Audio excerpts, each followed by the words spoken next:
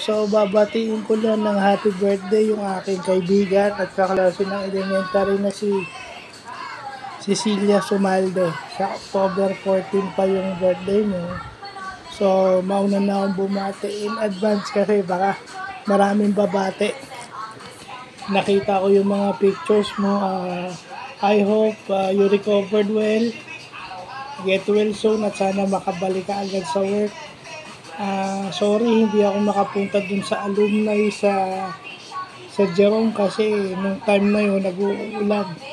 Mahihirapan akong pumunta ng Jerome kapag umuulan and besides si Jenny kasi is hindi pwede dahil may work siya. So happy birthday na lang ulit in advance. More birthdays to come and God bless sa'yo.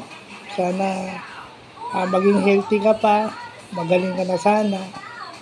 And be happy on your special day. So, yun lang naman ang importante.